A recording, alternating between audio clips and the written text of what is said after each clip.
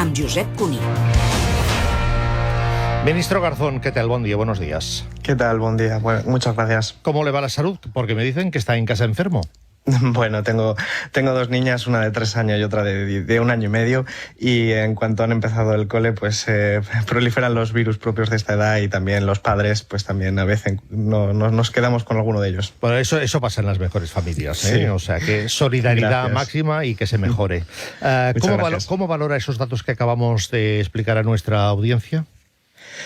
Se refiere a los del mercado laboral, ¿verdad? Sí, yo creo que reflejan que estamos en una recuperación pues bastante más rápida de lo que esperábamos en este ámbito, en el mercado laboral. Son buenos datos. Nosotros, desde luego, somos optimistas, pero también tenemos que ser cautos. Estamos viviendo un momento muy particular que no hemos vivido nunca. Es decir, estamos saliendo de una pandemia, por lo tanto, es un escenario desconocido. No es una crisis cualquiera, no es una crisis ni siquiera parecida de ninguna que hayamos vivido en los últimos 40 años en nuestro país, y por lo tanto los indicadores pues siempre hay que tener mucha cautela al tratarlos, pero en cualquier caso yo creo que sobre todo las afiliaciones a la Seguridad Social y toda esa serie de datos muy concretitos apuntan en una buena dirección.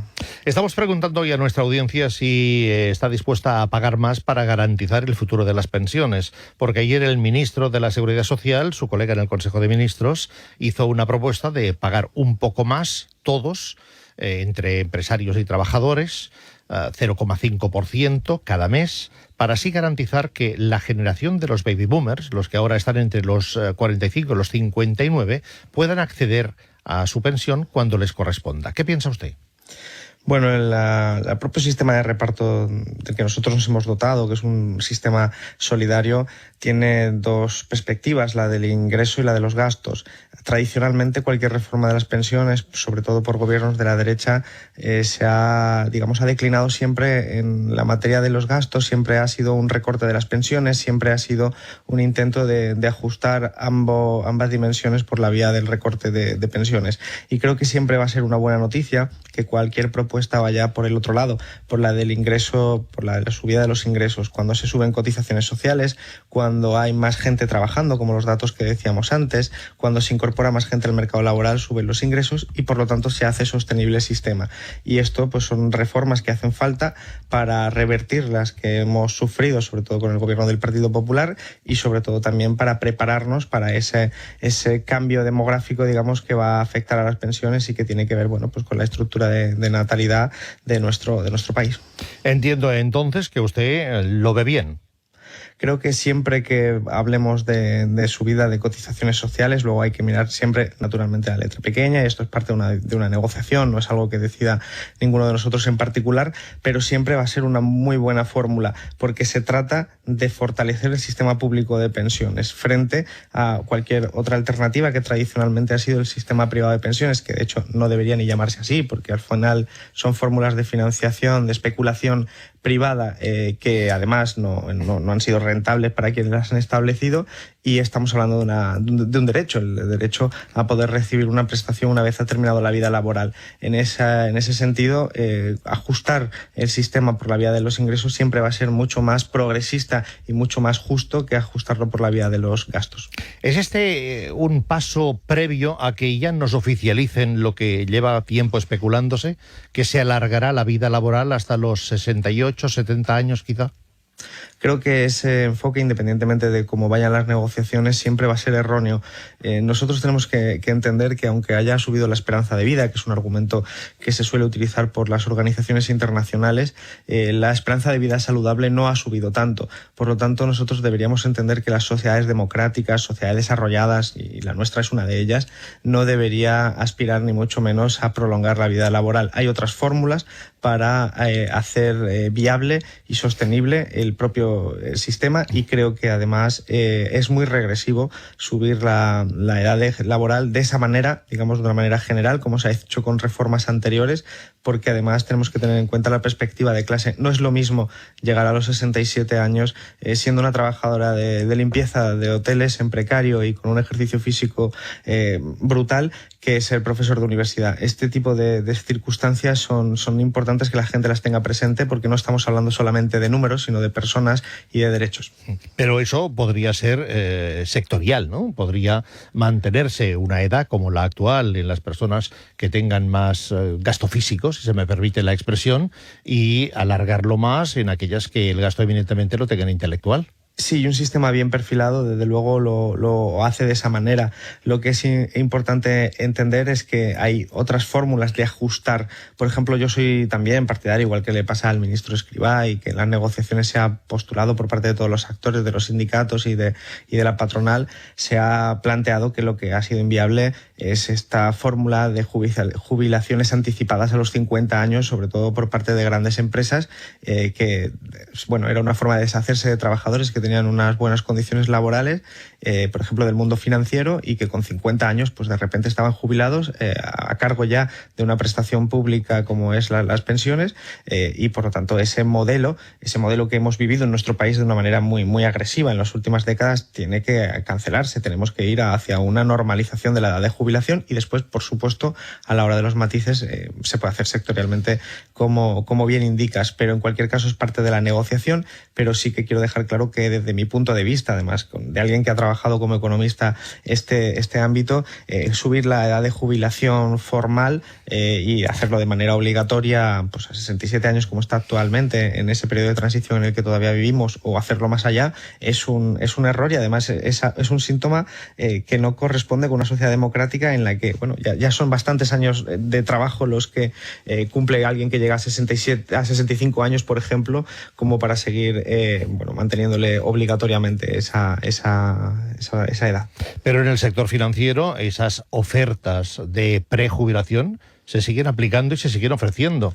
Y paralelamente, cada vez que hay algún tipo de reorganización porque se funden dos entidades bancarias, al cabo del tiempo, al cabo de poco tiempo, aparece precisamente ese recorte en las plantillas que conlleva una serie de ventajas que, por otra parte, para buscar el ejemplo que usted citaba antes, la señora de la limpieza nunca los tendrá.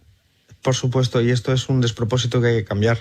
Lo que no es posible es seguir viviendo, bueno, lo vivimos en la crisis financiera con el mercado financiero, que aprovechando un poco, como dice el refrán, que el pisurga pasa por Valladolid, pues hicieron lo que hicieron, que no es otra cosa que socializar los costes, porque lo que hicieron fue unas reestructuraciones laborales, que al final lo que suponía era que a trabajadores de 50, 55 años, que todavía tenían mucho que aportar a la sociedad y que probablemente en muchos casos lo hubieran querido seguir haciendo si no llegase por esas condiciones, les ofrecían pues una salida que correspondía en pasar a ser ya pensionista, y al final es un reparto de pensiones. El sistema de reparto que funciona significa que al final a esas personas les estamos pagando entre todos cuando tenían mucho más que hacer, y era en el fondo una forma de ahorrarse los costes por parte de las empresas privadas y trasladar esos costes al ámbito público. Por eso cualquier reforma, digamos, ahora que entramos en una segunda fase de la reforma de las pensiones, tendrá que evaluar este tipo de fenómenos que efectivamente siguen ocurriendo para que no vuelvan a suceder. No tiene ningún sentido que entre todos y todas estemos pagando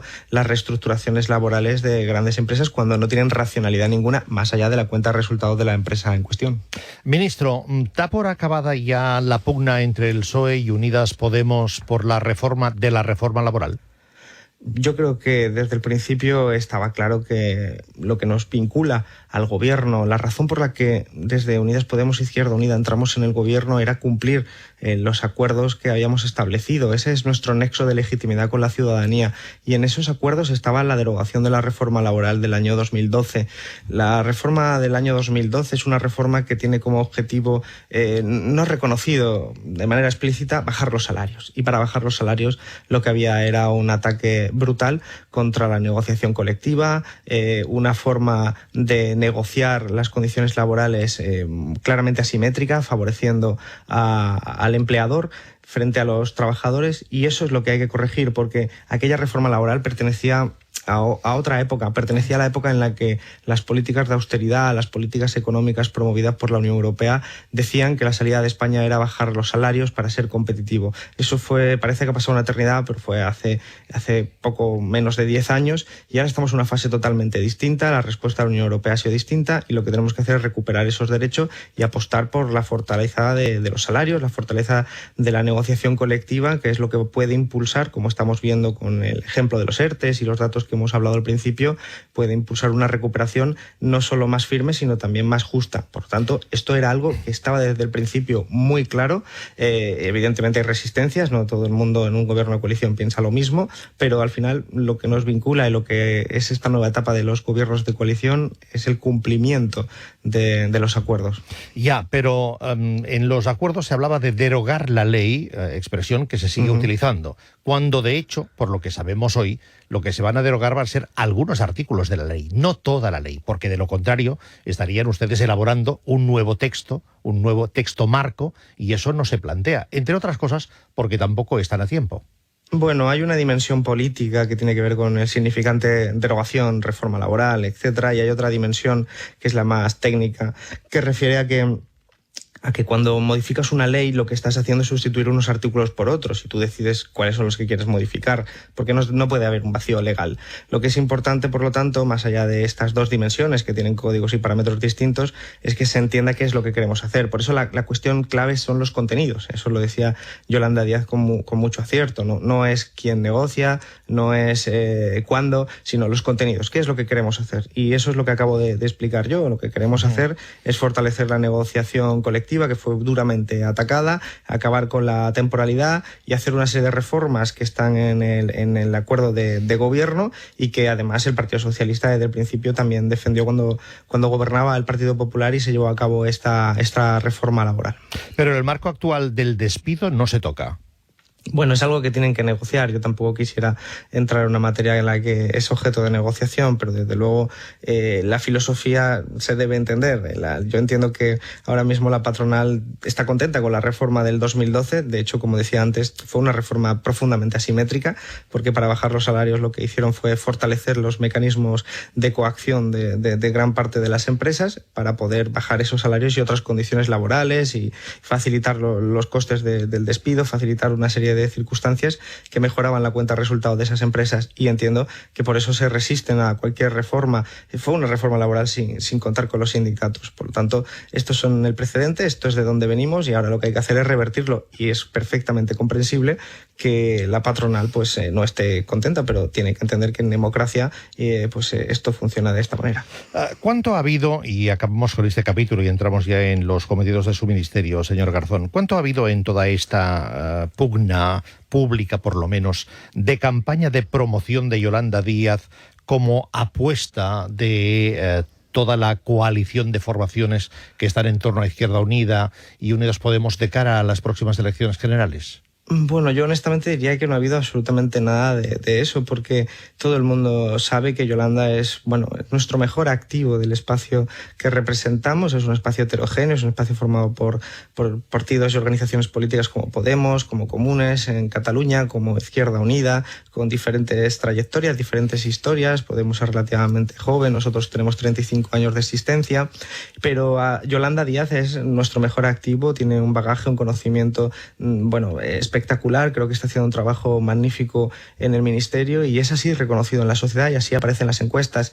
Y esta polémica ha sido una polémica un poco extraña, si le digo la verdad, porque, como decía, estaba acordado ya estaba acordado que iba a haber una derogación de la reforma laboral. Ya se sabía que el Ministerio de Trabajo venía trabajando hace mucho tiempo en qué puntos había que mejorar eso. Tienen en su cabeza hace mucho tiempo hacia dónde deberíamos ir, y de repente se armó esta polémica porque hubo resistencias por otros actores, también por supuesto por nuestro socio de coalición en principio, o por unos sectores de ese socio que no querían que estos planes salieran adelante. Yo ahí no sé si por otros actores había una intencionalidad de que la figura de Yolanda no pudiera llevar a cabo su reforma como ministra de Trabajo, pero desde luego por nosotros no había ninguna de esas intenciones, porque siempre trabajamos con la idea de que Yolanda iba a ser la persona que, digamos, expresara o representara o casi diría encarnara la recuperació de derechos laborals.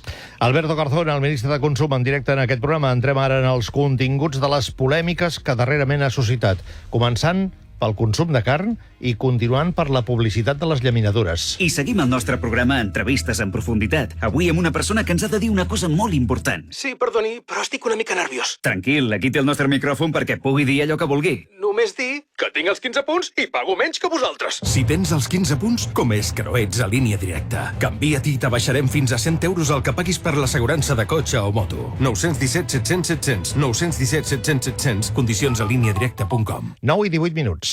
Més d'un 20% dels estudiants universitaris necessiten suport econòmic per dur a terme els estudis al nostre país.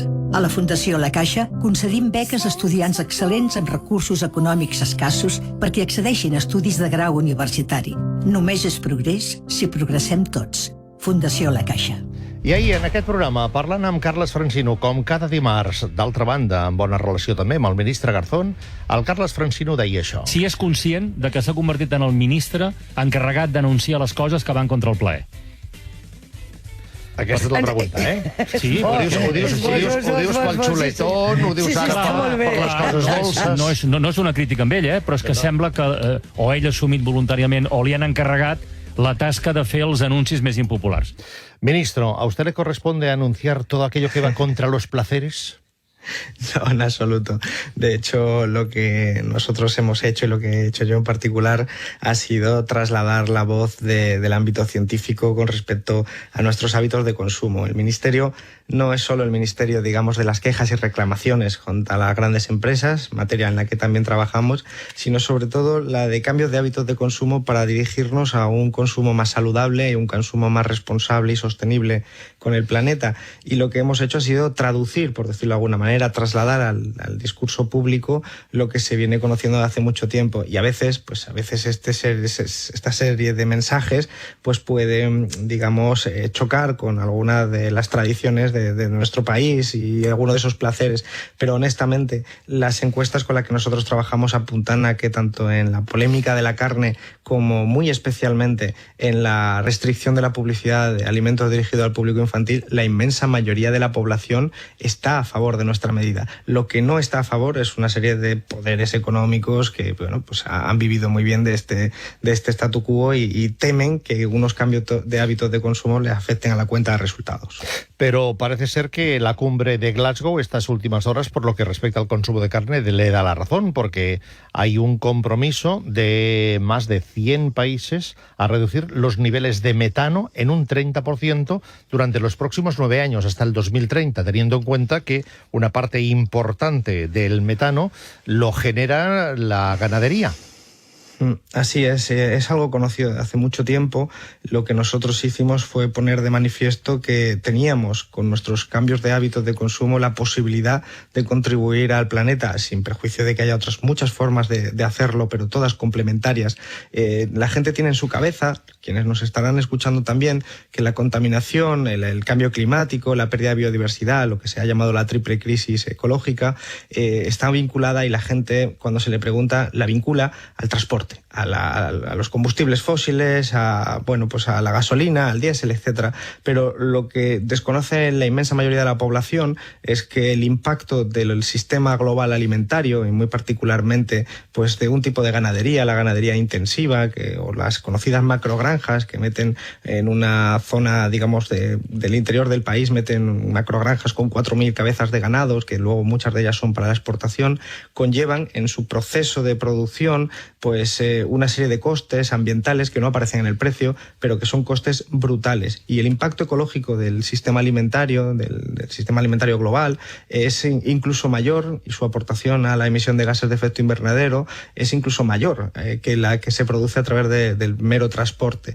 Y esto, pues es una realidad incómoda, porque significa que nosotros también somos corresponsables en nuestras acciones cotidianas, pero también es una oportunidad para que nosotros veamos el consumo de una manera global global y para que cuando nos acerquemos al supermercado y tengamos ahí pues nuestra bandejita de carne, entendamos que detrás de todo eso hay una serie de costes que los economistas tradicionalmente no incorporábamos en el precio. Son costes ambientales, son costes muy importantes y que se están cargando definitivamente el planeta. Por eso, cada vez más se escuchará sobre este tema, cada vez más se escucharán palabras y expresiones como las que yo he pronunciado y seguiré pronunciando, y cada vez más pues será de sentido común pues aceptar que hay que comer menos carne y que la carne que se coma sea de mejor calidad en el sentido de ganaderías sostenibles. Y cuando eso vaya pasando, que ya está pasando como usted muy bien remarca, y ayer Glasgow le dio la razón en parte, ¿qué le dirá usted al presidente del gobierno del que forma parte, recordando que el presidente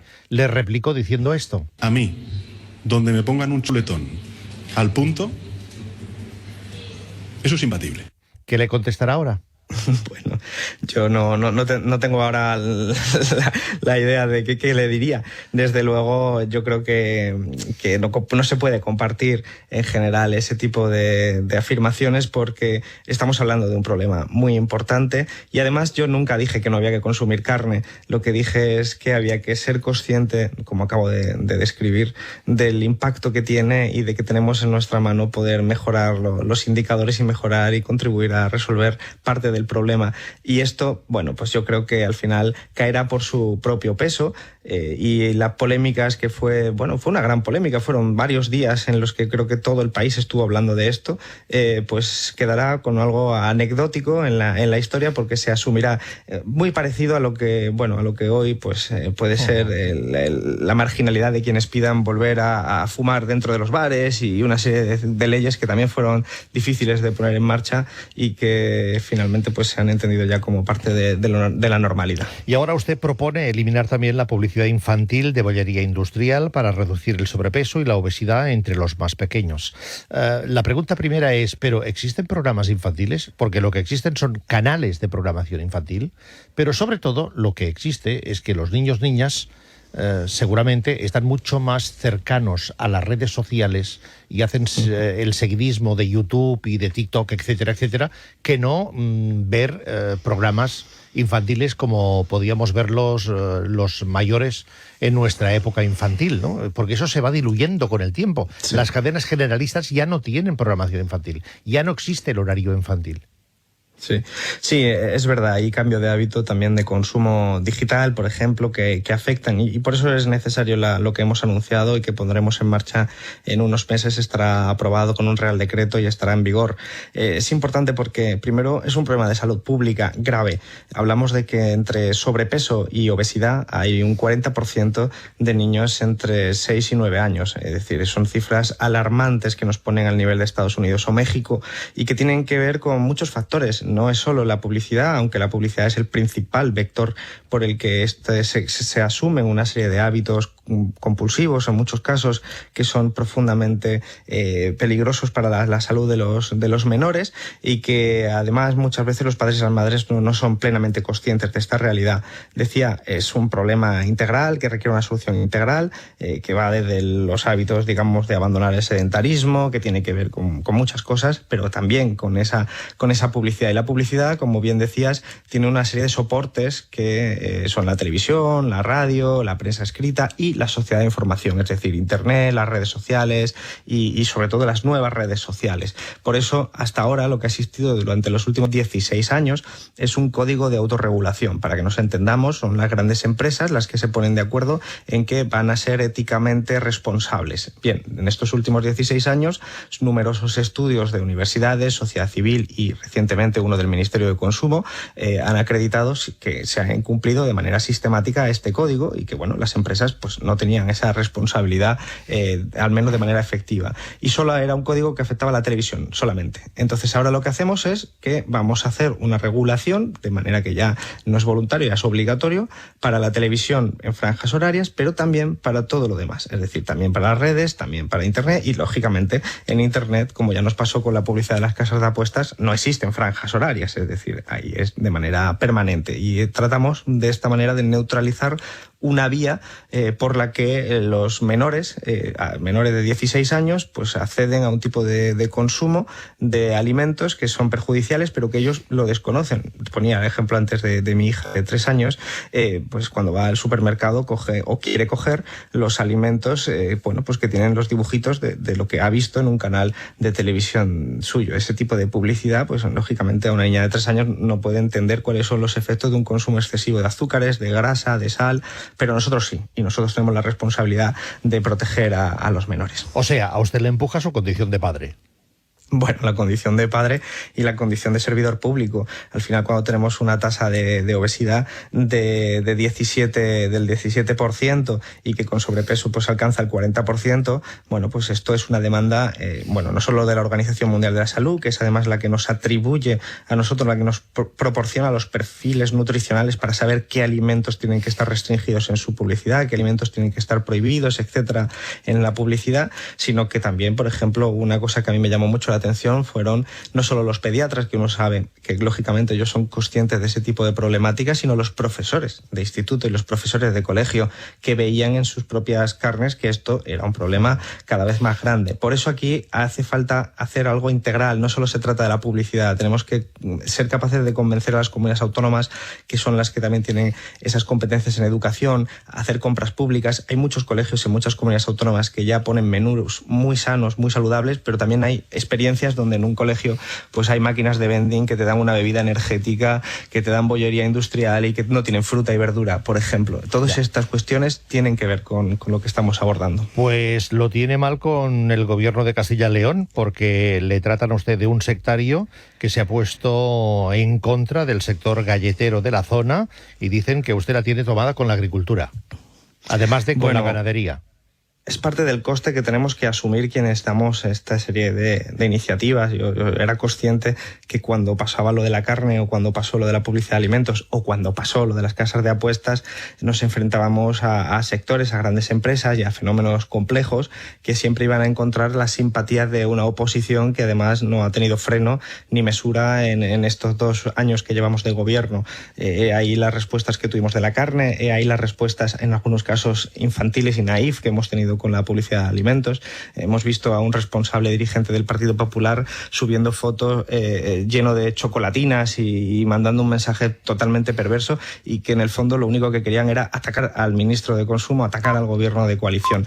Bueno, hay que convivir con ello. Eso no significa que el problema no sea complejo. Naturalmente tiene algunas complejidades que tenemos que abordar, pero es que tenemos una oposición que no se la merece nadie y honestamente también están tratando de vehicular todo un ataque contra el gobierno de coalición a través de medidas que ya te digo, tienen el consenso de los científicos, tienen el consenso de todo un ámbito social enorme e incluso el apoyo de la población, pero aquí en este clima de crispación en el que vivimos pues todo se hace una montaña.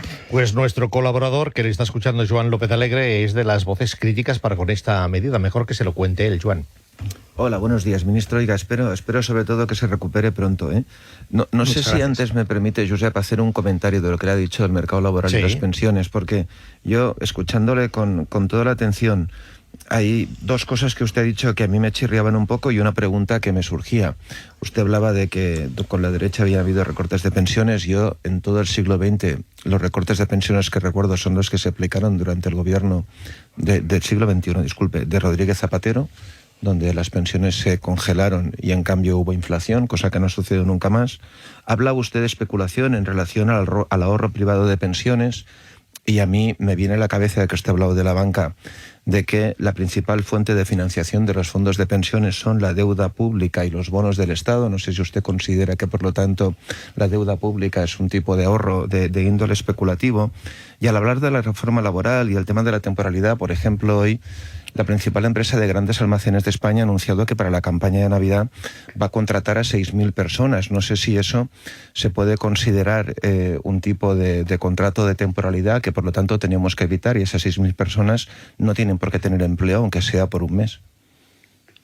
Sí, bueno, son varias preguntas y todas muy interesantes. Gracias. Empecemos. Lo importante es, en el ámbito financiero, cuando contraponía el sistema privado de pensiones, que, insisto, no debería llamarse así, con el sistema público, es fácil entender que el sistema público es un sistema de reparto, de solidaridad intergeneracional, y tiene unos códigos y parámetros muy particulares, y el sistema privado no deja de ser un tipo de ahorro de capitalización, en el que uno va ahorrando una cantidad y después a esa cantidad que va ahorrando se le tiene que detraer pues los costes de intermediación que tiene la entidad financiera. Cuando uno hace ese análisis en los últimos fondos de inversión, digamos, de las últimas décadas, se da cuenta que la inmensa mayoría ha sido sin rentabilidad, es decir, que no es una medida de ahorro razonable para la inmensa mayoría de la población, y por eso no es una alternativa nunca frente a un sistema público de reparto. Por supuesto, pues esa forma es puramente especulativo, pero no en un sentido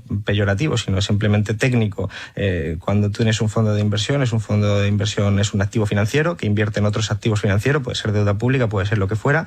En principio, por la naturaleza, tienen que ser activos financieros más seguros, y es natural que se pueda hacer en deuda pública, es lo normal, pero la clave es entender que estamos hablando de una fórmula de ahorro individual y capitalizada que no tiene nada que ver con el sistema público de reparto, que es el que permite que haya una transferencia, digamos, solidaria entre incluso clases sociales, porque el sistema público es el que permite a la gente que ha tenido unos trabajos pues de menor digamos cantidad de remuneración, pues poder disfrutar de unos derechos que no tendría jamás, y eso son las experiencias que hemos visto de ámbito privado en Chile, en el ámbito privado. Al margen de esta cuestión, me preguntaba también por los datos, digamos, del paro, creo recordar, ¿no? De que la primera consideración que ha hecho con respecto a la temporalidad. Yo creo que es importante entender que no se trata de hacer una reforma laboral que totalice la realidad. Es decir, hay realidades. Yo soy de Málaga, en la que hay sectores estacionales, y esto es así. Y esto pues no puedes hacer que los turistas estén todo el año, porque vienen sobre todo en determinadas épocas, y por lo tanto pues hay una actividad productiva mucho más intensa en esas épocas que en otras, y los contratos tienen que hacerse en virtud de ello. Pero lo que nosotros queremos combatir no es ese fenómeno, porque ese es un fenómeno real, al margen de que queramos diversificar el modelo productivo. Lo que queremos combatir es que haya empresas que están utilizando la existencia de contratos, digamos, de naturaleza temporal, para que lo que antes podría hacer un fijo lo haga una persona pues cobrando mucho menos tiempo y una mayor incertidumbre vital. Eso son parte de las reformas que nosotros queremos hacer y que están ahora mismo en la mesa de negociación. Y en relación a sobre el tema, la campaña, que es lo que te llevó a escribir al Economista Digital. Sí, sobre el tema de la publicidad, ya que usted ha hablado de el precedente que ha habido con el tema de la prohibición de la publicidad del juego online, yo quería hacerle, si me permite, sobre eso una pregunta concreta.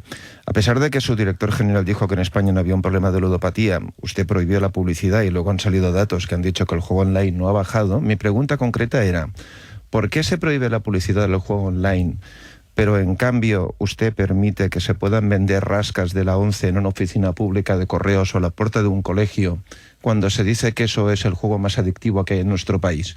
¿Dónde está el considerando de distinción de eso? Bueno, nosotros lo que hemos hecho es iniciar, no lo hemos terminado, ni mucho menos, una regulación más estricta con algo que es un problema social importante, especialmente entre la gente más joven. Pero su director general dijo que no, en una reunión que tuvo previa a la prohibición con comisiones obreras. Yo no pude seguir online, porque muchas veces porque me interesaba mucho. Porque el problema no es solo la ludopatía es el caso más extremo de los problemas, digamos, o trastornos del juego. Hay muchos otros serie de problemas que nacen antes, y no todo el mundo desarrolla las mismas consecuencias patológicas cuando se activa. Pongo siempre el mismo ejemplo. Puede ir un grupo de 15 chavales y chavalas a un salón de juego, porque además es desgraciadamente donde últimamente socializa la juventud. No puede entrar. Bueno, pues pongamos de 18 años, tienes razón, pero aunque desgraciadamente hemos visto suficientes casos de incumplimiento de la normativa. En el caso de la Comunidad de Madrid, por ejemplo, 0,2% de sanciones por menores. Datos públicos de su propio ministerio. Sí, no cabe ninguna duda, pero que también hay redadas policiales suficientes como para acreditar que se produce ese incumplimiento. Lo que nosotros decimos es que si pone un grupo de jóvenes que va con 18 años, para que no haya ninguna duda, a un salón de juegos, que es donde socializa, pues no todos van a desarrollar, si apuestan, las mismas dinámicas. A lo mejor 18 no les ocurre absolutamente nada, juegan una sola vez y ya está. Pero puede que el 2 sí que se encuentren con determinados problemas y uno de ellos se dirija hacia la ludopatía. Eso es lo que quiere decir que no todo se reduce a la ludopatía. Pero, por ejemplo, el año pasado, el 40% de los nuevos jugadores de juego online son personas de entre 18 y 25 años. Este porcentaje era del 20% hace unos cuantos años. Eso quiere decir... informarle que la publi de los salones de juego en España está prohibida por usted mismo, que lo que se prohibió fue la publicidad del juego online. Sí, no, bueno, por supuesto, sí. De hecho, lo que estoy diciendo es que nosotros hemos empezado a hacerlo y estamos muy contentos. Y de hecho, pues cuando uno veía la televisión, veía, por ejemplo, esta Eurocopa de este verano, veía una avalancha de publicidad que ya, gracias a nosotros, no existe. Ya no existe esa publicidad y, por lo tanto, pues ya existe un vector de entrada de jóvenes, particularmente a un sector que tiene una problemática que ellos normalmente no reconocen, que ya no existe. Pero nos quedan muchas cosas por hacer. Por ejemplo, los jugadores que ya están participando, pues nosotros tenemos que protegerles también. De hecho, ahora aprobaremos un Real Decreto de juego seguro para que esos jugadores que siguen jugando, aunque ya no haya publicidad, efectivamente pues puedan hacerlo con las mejores condiciones y sobre todo con la mejor información para que conozcan cuáles son los riesgos. Y la última pregunta, ministro. Hay quien le achaca a usted el hecho de que, bueno, se preocupa por los placeres, como decía ayer Carles Francino, pero no parece que su ministerio de momento haya anunciado ninguna medida para proteger a los ciudadanos que vemos cómo se nos dispara el recibo de la luz. Bueno, nosotros hemos participado en todas las reformas de este gobierno para rebajar el precio de la luz. Nosotros tenemos un problema de los precios de la energía en el mercado mayorista, explicados en gran medida por la evolución de los precios a nivel internacional del gas, y ese mercado está muy tensionado y lo que hemos hecho son múltiples reformas y seguimos haciendo para que esos precios de la energía no se traduzcan en un incremento de la factura de la luz. Hemos tomado medidas de tipo impositivo, reduciendo o incluso haciendo desaparecer impuestos. Hemos, por supuesto, afectado a los costes, a los peajes. Hemos, en última instancia, tomado todas las medidas posibles para que efectivamente la factura de la luz no suba. Y al margen de eso, pues seguimos operando en cuestiones, digamos, vinculadas a la transparencia de las facturas y a explicar también muchas veces algo que puede parecer muy anecdótico, pero que es importante. Muchas veces la gente, las familias no saben lo que tienen contratado, tienen una potencia contratada muy superior a lo que necesitan y bueno, pues todo eso son también euros de ahorro. Así que medidas estructurales, medidas de corto plazo y medidas también de transparencia que hacemos desde el Ministerio de Consumo y también con el resto de ministerios, claro. Ministro, gracias por acompañarnos y cuídese. Muchísimas gracias. A recuperarse. Siempre, gracias. Un abrazo, gracias.